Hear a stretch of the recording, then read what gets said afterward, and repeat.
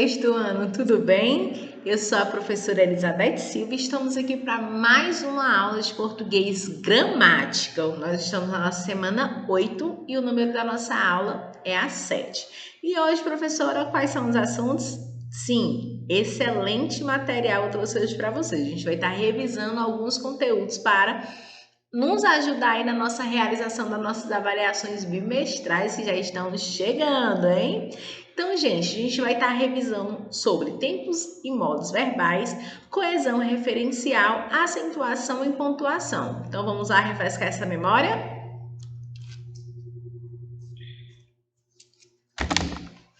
Tempos e modos verbais. Trouxe aqui uma estruturazinha que vocês já conhecem, mas vamos estar só refrescando, tá certo? Verbos de primeira conjugação. Sempre é os que terminam em ar. Exemplo, amar. Verbos de segunda conjugação. Sempre que são terminados em er.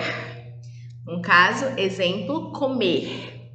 Verbos de terceira conjugação. Todos que terminam em ir. Exemplo, partir. Modos verbais, nós temos o indicativo, o subjuntivo e o imperativo. Então, o indicativo expressa uma realidade, algo dado como certo. Já o subjuntivo, é o que expressa algo hipotético ou incerto. O imperativo é o que expressa ordem, conselho, pedido e etc. Beleza? Tempos verbais, nós temos o pretérito, que é o passado, o presente e o futuro. Verbos terminados em ão ou em an. A terminação em an é usada para verbos no futuro. Exemplo, mês que vem meus amigos partirão para estudar em outro país. A terminação em an é usada para verbos no passado. Exemplo, ontem meus amigos partiram para estudar em outro país. Agora, os tempos verbais, pretérito passado, presente e futuro. Modo indicativo, pretérito, presente e futuro. Pretérito, ele refere-se aos eventos que ocorreram no passado. O presente refere-se aos eventos que ocorreram no momento da enunciação. E o futuro refere-se aos eventos que ocorrerão após o momento da enunciação. Vamos aqui para algumas explicações sobre o pretérito perfeito. Ele indica que os fatos já aconteceram. O pretérito perfeito, ele indica fatos que ocorreram durante um período no passado, isto é, que tiveram certa duração no passado, ok? Já o pretérito mais que perfeito indica um evento que ocorreu antes de outro, tá certo? Já o futuro do presente, ele indica um evento que vai acontecer e o futuro do pretérito indica um evento que pode acontecer ou poderia ter acontecido depois de algo no passado. Show, né? Então, deu para ir dar aquela refrescada. Coesão referencial. É um mecanismo de coesão textual, gente, que colabora com a textualidade, através do uso dos elementos coesivos. Ela conecta as diversas partes de um texto, sejam palavras, orações e períodos, beleza? Trata-se também de um recurso coesivo que ocorre quando um termo ou expressão, que já foi citado no texto, é retomado por meio de outro termo que o substitui, tá certo? O que foi mencionado anteriormente é chamado de referência textual, enquanto o termo que o remete é denominado de correferente, tá certo? Sua função é extremamente importante para a coerência textual, visto que permite que o leitor identifique os termos referidos no texto. Show, né? Por exemplo, Sara saiu essa manhã de casa. Ela foi trabalhar na loja e mais tarde foi ao curso de dança. De acordo com o exemplo, o termo ela retoma o sujeito Sara, evitando assim a repetição desnecessária. Massa? Show, né? Pronto. Já a sua classificação. A coesão referencial ela pode ocorrer de diversas maneiras e os mecanismos mais utilizados são a anáfora, a catáfora, a elipse e a reiteração, beleza? A anáfora, gente, ela retoma o referente por meio de um elemento coesivo, que pode ser artigo, advérbios, pronomes e numerais. Nesse caso, o referente textual já foi mencionado anteriormente no texto. Presta atenção. De uma coisa tenho certeza, essa narrativa mexerá com uma coisa delicada, a criação de uma pessoa inteira que na certa está tão viva quanto eu. Cuidai dela, porque meu poder é só mostrá-la para que vós a reconheçais na rua, andando de leve por causa da esvoaçada magreza. Nesse trecho, no livro A Hora da Estrela de Clarice Lispector. Os termos destacados, gente, retomam um referente que foi citado anteriormente no texto. Pessoa inteira, tá? Já a catáfora, ela é diferente da anáfora, pois ela antecipa o referente, ou seja, o referente textual surge após o elemento coesivo. Geralmente ela é empregada por meio de pronomes demonstrativos e indefinidos. Exemplo, há 3 coisas que não podem ser escondidas por muito tempo: o sol, a lua e a verdade. Quem disse isso aí foi Buda, tá, gente? No exemplo aí, gente, o correferente antecede o referente por meio da expressão 3 coisas, tá certo? Já o elipse é a omissão de um ou mais termos da frase, no entanto, que são facilmente identificáveis pelo leitor, tá certo? Ela é bastante utilizada para evitar repetição desnecessária. Veja, eu canto porque o instante existe e a minha vida está incompleta, ou está completa. Não sou alegre nem sou triste, sou poeta. Quem disse isso, gente? É um trecho, tá? Do poema Motivo, de Cecília Meirelles, tá certo? Então, no exemplo aí, nós temos a omissão do pronome eu. E na terceira linha do poema, eu não sou alegre nem sou triste. Beleza? Já a reiteração corresponde à repetição de elementos referenciais no texto e ela pode ocorrer também por repetição do mesmo item lexal, por termos sinônimos ou mesmo por nome genérico, coisa, gente, negócio e etc. Vejamos, cada um é responsável por todos, cada um é único responsável, cada um é único responsável por todos. Quem disse aí foi Antoniette de Saint-Exupéry, tá certo? Então, vejamos aqui rapidinho esse texto para melhorar aí, tá? Olá, galera. Sou a professora Grazi Castro, nós somos o Guia de Redação. E hoje eu vou falar para vocês sobre coesão referencial. Ontem, Eduardo estudou para a prova de redação. Eduardo estudou muito, por isso, conseguiu fazer a prova de redação. Parece que no meu enunciado há repetições que poderiam ser evitadas. Mas como evitá-las? Para a composição de um bom texto é preciso saber também sobre coesão textual. Mas do que se trata isso? Coesão textual trata-se dos mecanismos linguísticos que permitem uma sequência lógico-semântica entre as partes de um texto, sejam elas palavras, frases, períodos e parágrafos. Ela serve também para que possamos evitar repetições desnecessárias. Na língua portuguesa, há vários tipos de coesão, e hoje você saberá o que é coesão referencial. Esse tipo de coesão acontece quando um termo faz referência a outro dentro do texto, quando retoma algo que já foi dito antes, ou quando uma palavra é substituída por outra que possui com ela alguma relação semântica. Alguns desses termos só podem ser compreendidos mediante essas relações com outros termos do texto, como é o caso da anáfora e catáfora. A anáfora é um recurso coesivo que retoma algo que já foi dito no texto, e ela acontece por meio de pronomes, numerais, advérbios. Vejamos o exemplo. A Aline não saiu ontem, pois ela estava com febre. Veja que eu tenho um período composto e 2 orações. Na primeira oração, foi mencionado o nome Aline.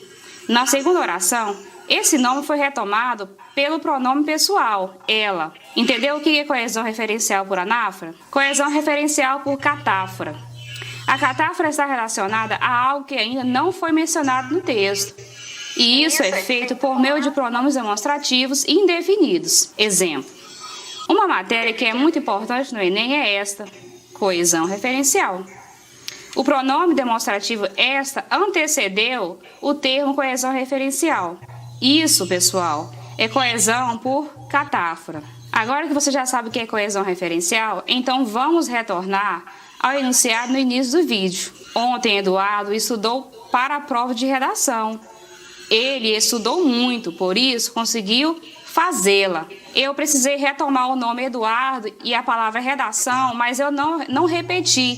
Eu usei pronome do caso reto, o pronome pessoal do caso reto, que no caso foi ele, e eu usei lá, que é um pronome oblíquo, para retomar a palavra redação. Agora que vocês já sabem, é hora de praticar.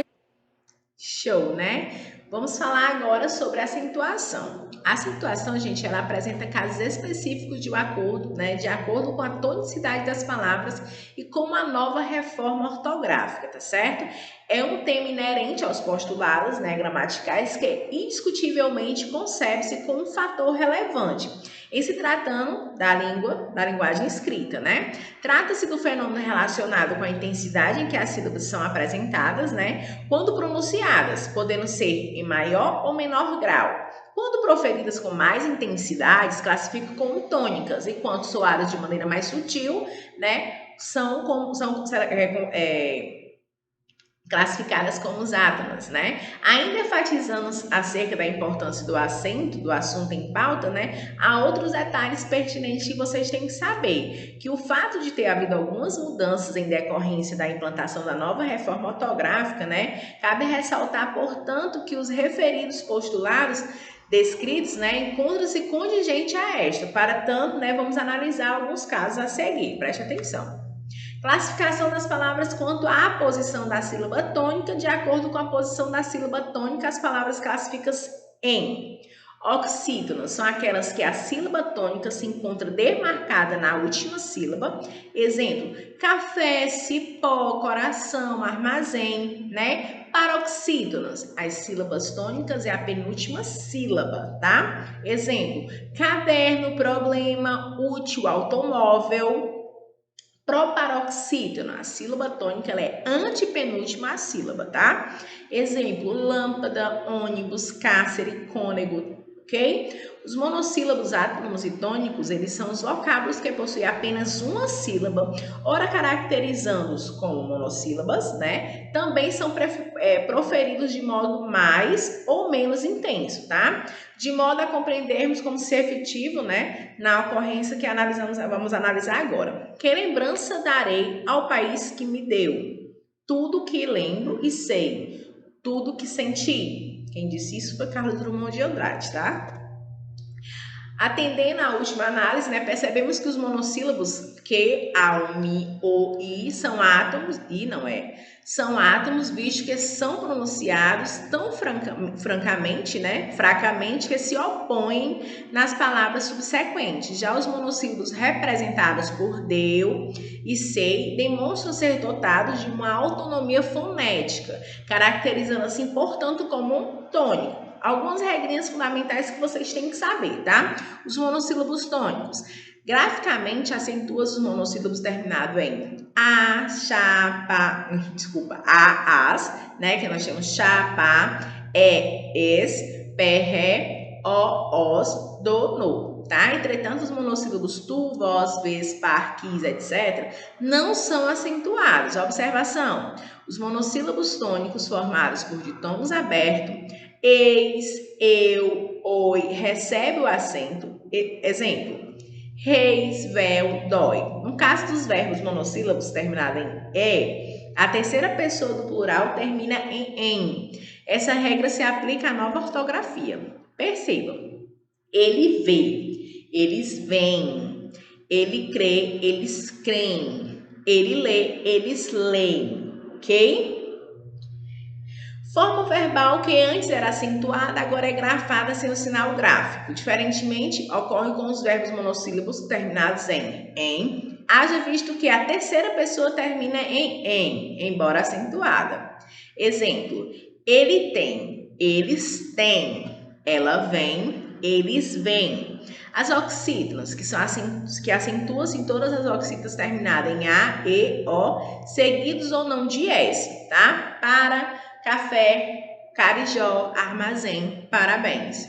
As paroxítonas, acentuam-se todos os vocábulos terminados em L, nós temos aí amável, fácil, útil, R, caráter, câncer, N, hífen, próton. Observação: quando grafadas no plural, essas palavras não recebem acento. Percebam. Exemplo, né? Pólens, hífens. Lá no exemplo anterior, hífen e próton tem acento, né? Já que quando elas passam para o plural, elas perdem um acento, tá certo?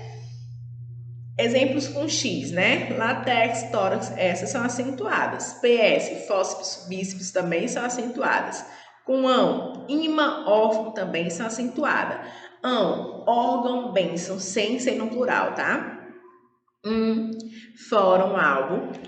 Elétron, neutro. I, táxi, júri. U, Vênus, ônus. E, pônei, jockey. Ditongo oral. Crescente ou decrescente, tá, gente? Seguido ou não de S, história, série, água, mágoa, recebe o acento, tá certo? Vamos aqui assistir esse pequeno vídeo para vocês terem um resumão aqui da situação gráfica, tá? Olá, você está no canal da professora Alda e hoje vamos aprender acentuação gráfica. Aproveita e já se inscreve no canal e ativa o sininho para ser notificado sobre novos vídeos. Como regra geral, todas as palavras proparoxítonas são acentuadas em sua vogal tônica, ou seja, na vogal que soa mais forte quando pronunciamos a palavra. Vejamos exemplos de proparoxítonas acentuadas com acento agudo, xícara, lágrima e lógico, e proparoxítonas acentuadas com acento circunflexo, pêssego, lâmpada, estômago. São acentuadas as paroxítonas terminadas em ditongo crescente, seguido ou não de S. Exemplo, sábio, régua, ingênuo. Tem vídeo sobre ditongo no canal, veja na descrição ou no card. São acentuadas as paroxítonas terminadas em I, is, us, uns. Exemplos, táxi, lápis, bônus. Também recebem acento as paroxítonas que terminam em L, N, R, X, ONS e PS. Exemplo, fácil, pólen, dólar, elétron e bíceps. As paroxítonas terminadas em EI e EIS. Exemplo, vôlei e fósseis. E as paroxítonas que terminam em AN, ANS, ão, ãos, guan, guen. Exemplo, imã, ímãs, sótão, sótãos e enxáguam. Recebem acento as palavras oxítonas terminadas em A, E, O, em. Exemplo, xará, pajé, vovô, ninguém. As oxítonas terminadas em es, el, els, oi, ois. Exemplo, fiéis, chapéus, herói. E as oxítonas que terminam em I e U quando precedidas de vogal átona com a qual formem hiato. Exemplo, baú, jacareí, Luiz. Os monossílabos terminados em A, E, O, seguido ou não de S, recebem acento. Exemplo, pá, pé, pó, mês, de, pôs. E as que encerram ditongos abertos, ei, el e oi. Exemplo, réis, véu e dói. E U tônicos, em hiato com vogal ou ditongo anterior, formando sílabas sozinhos ou com S, são acentuados. Exemplo, saída, saúde, juízo, egoísta. Esse acento serve para indicar que trata-se de hiato e não confundir com ditongo. E atenção, não se coloca acento circunflexo na primeira vogal dos hiatos O e E. São exemplos as palavras vou, enjoo, abençoo, creio, dei, lem, vei, e etc. Agora dê pausa no vídeo, copie o exercício no seu caderno de estudos e resolva, numerando cada grupo de acordo com a razão do acento gráfico. Pronto, gente. Façam aí, tá? A atividade de vocês, ok? E vamos assistir agora, faça as atividades em pré tá? Vamos assistir agora mais um vídeo sobre pontuação, tá bom? Olá, alunos! Hoje vamos conhecer os sinais de pontuação. A pontuação funciona como uma espécie de sinalização, guiando e organizando o texto a ser lido. Os pontos são importantes pois eles indicam a sua expressão numa frase, e é a impressão que se vai causar em quem lê ou escuta. Vamos conhecer o primeiro ponto, o ponto de exclamação. Olá, eu sou o ponto de exclamação. Sou utilizado em frases que expressam emoções, como desejo, alegria, espanto, raiva, admiração, entre outros. Vou dar alguns exemplos de frases exclamativas. Que belo dia de sol! Quem me dera ficar em primeiro lugar! Que desgraça! Estou furioso com você. Em frases imperativas, quando expressamos ordem, pare imediatamente com esse barulho. Saia agora. Em interjeições, quando expressam tristeza, alegria, dor, espanto, alívio, raiva, entre outros. Frases com interjeições. Ufa, que alívio! Ai, cortei meu dedo! O ponto de exclamação também pode ser utilizado com outros sinais de pontuação, como o ponto de interrogação. Isso serve para realçar a expressividade do discurso. Por exemplo, como isso foi acontecer? Eu estou perguntando e ao mesmo tempo estou exclamando. O que será de nós? O ponto de exclamação pode aparecer duplicado ou triplicado para enfatizar ou intensificar o sentimento que está sendo expresso. Sim, sim, gritaram as meninas, cheias de alegria. Amei! Contem comigo, que ideia fantástica! Bom, eu já me apresentei, agora é a vez do ponto de interrogação. Olá, eu sou ponto de interrogação. Sou um sinal muito questionador. Sou utilizado em frases que fazem alguma pergunta. Por exemplo, quando será a aula de inglês? Qual a importância da água no planeta? Quem você pensa que é para me tratar assim? Mais uma vez, você não fez o que eu te pedi. Bom, basicamente é isso. Eu sou o ponto de interrogação. Até mais! Olá, eu sou a vírgula. Eu tenho um papel importantíssimo na escrita de textos e possuo muitas funções. Eu sirvo para indicar uma pequena pausa na leitura. Brasília, a capital do Brasil, tem 3 milhões de habitantes. Sirvo para separar elementos em uma frase. Meus sorvetes prediletos são os de chocolate, coco, limão e morango. E para separar o nome do lugar na escrita de datas. Por exemplo, Florianópolis, 31 de maio de 2020. Sou utilizada após um sim ou não, usados como resposta no início de uma frase. Por exemplo, você gostou do vestido? Sim, eu adorei. Pretende usá-lo hoje? Não, no final de semana. Após uma saudação, com muito amor, professora Vilma Ribeiro. Esses são apenas alguns exemplos de como utilizar a vírgula. Eu ainda tenho muitas outras utilidades. Existem casos que uma vírgula pode mudar todo o sentido de uma frase. Por exemplo, não estou bem. Não, estou bem. Não quero ler. Não, quero ler. Esse Ricardo é corrupto. Esse Ricardo é corrupto. Conseguiram perceber a importância de utilizar a vírgula corretamente? Que bom! Então, eu já vou indo. Até mais! Oi, gente! Nós somos os dois pontos. Na produção de texto, nós marcamos uma breve pausa no discurso. Geralmente somos utilizados antes de uma fala, explicação ou esclarecimento. Somos utilizados quando o personagem vai iniciar uma fala. Por exemplo, Margarida disse: vou ao mercado pela manhã. Para anunciar uma citação. Bem diz o ditado: água mole em pedra dura, tanto bate até que fura. Nas enumerações, os planetas do Sistema Solar são Mercúrio, Vênus, Terra, Marte, Júpiter, Saturno, Urano e Netuno. Após as palavras exemplo, observação, nota, importante, etc. Exemplos: importante. Não se esqueça de colocar hífen na palavra ponto e vírgula. Observação: o ponto de interrogação pode indicar surpresa. Mesmo? Curiosidade: segundo o novo acordo ortográfico, o uso do hífen nos termos dois pontos é facultativo, ou seja, pode ser escrito das duas maneiras, dois pontos e 2 pontos com hífen. Então é só, pessoal. Eu já expliquei como eu funciono direitinho. Agora eu vou embora. Tchau! Olá, pessoal!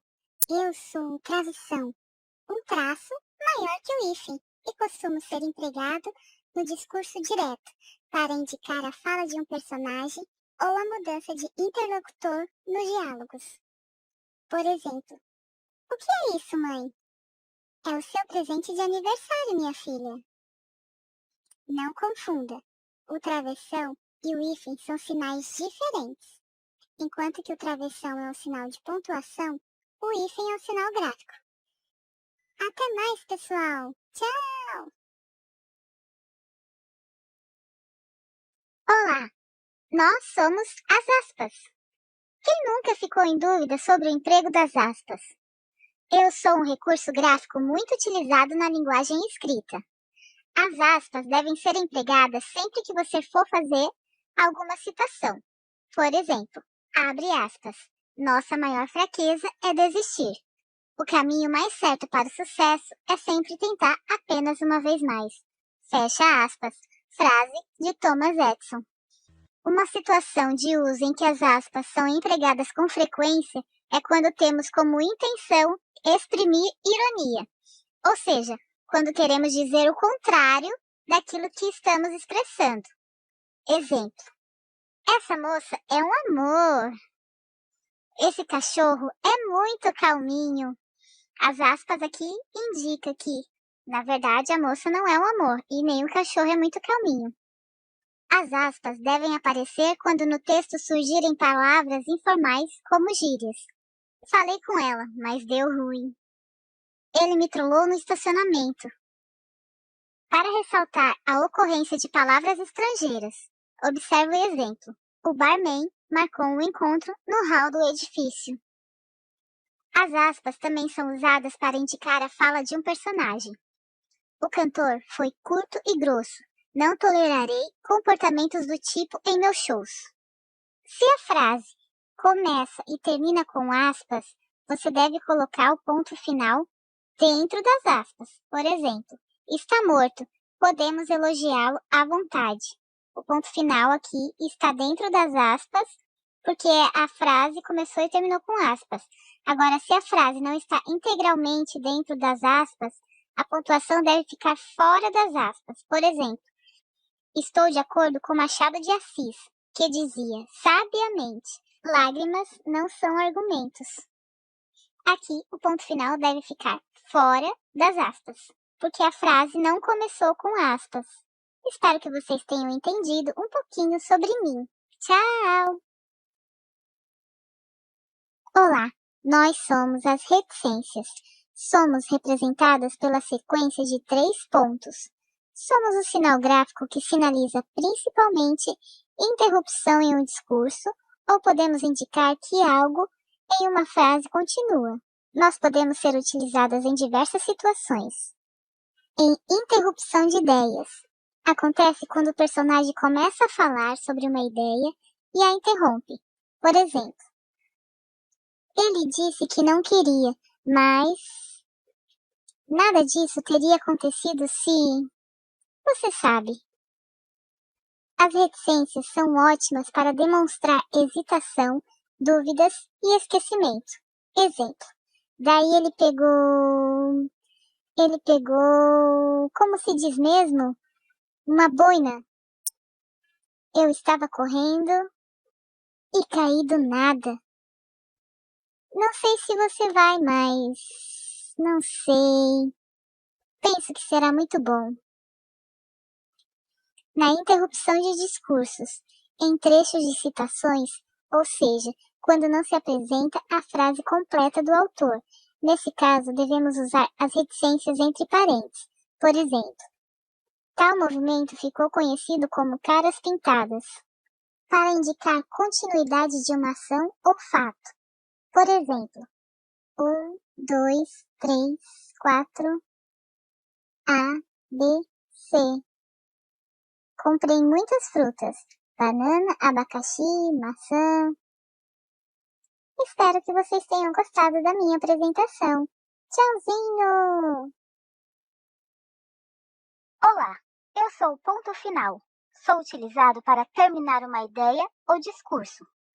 Sempre apareço no final das frases afirmativas ou negativas, marcando uma pausa mais longa. Temos aqui exemplos de frases afirmativas. Ontem fui ao dentista. Meu pai gosta daquela cantora. O vidro da janela está muito sujo. Claro que eu pedi ajuda. Exemplos de frases negativas. Ontem eu não fui ao dentista. Meu pai nunca gostou daquela cantora. O vidro da janela nem está muito sujo. Eu jamais pedirei a sua ajuda. Além disso, o ponto final, posso ser usado para indicar abreviaturas e siglas. Temos aqui alguns exemplos de abreviatura. Abreviação de dona, abreviação de senhor, abreviação de página e a sigla de Organização das Nações Unidas. Na matemática, o ponto final é utilizado também para indicar uma multiplicação. Por exemplo, 2,3 é igual a 6. Lê-se 2 vezes 3 é igual a 6. Espero que tenham entendido qual é a minha utilidade. Até mais! Vou contar para vocês uma história que mostra a importância da pontuação. O mistério da herança. Um homem rico estava muito mal, agonizando. Dono de uma grande fortuna, não teve tempo de fazer o seu testamento. Lembrou, nos momentos finais, que precisava fazer isso. Pediu, então, papel e caneta. Só que, com a ansiedade em que estava para deixar tudo resolvido, acabou complicando ainda mais a situação, pois deixou um testamento sem nenhuma pontuação. Escreveu assim: deixo os meus bens à minha irmã, não a meu sobrinho, jamais será paga a conta do padeiro, nada dou aos pobres. Morreu antes de fazer a pontuação. A quem deixava ele a fortuna? Eram 4 concorrentes: o sobrinho, a irmã, o padeiro e os pobres. Os herdeiros assim o pontuaram.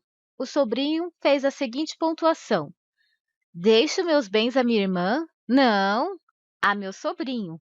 Jamais será paga a conta do padeiro. Nada dou aos pobres.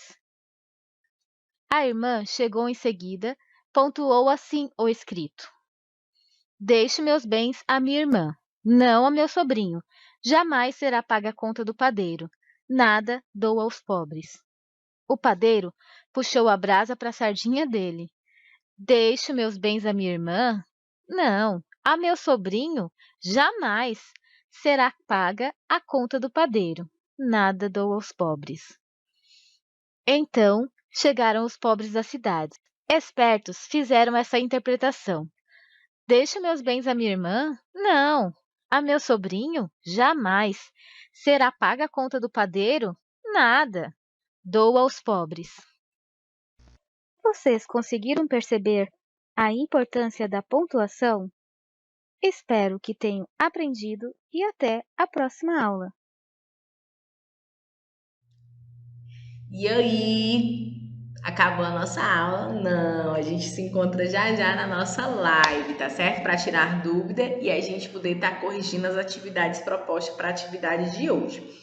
Tá bom? Então, estudem, gente. Aí tá a nossa revisão parte 1 sobre os assuntos trabalhados no segundo bimestre, tá bom? E a gente se encontra já já. Bons estudos. Amo vocês.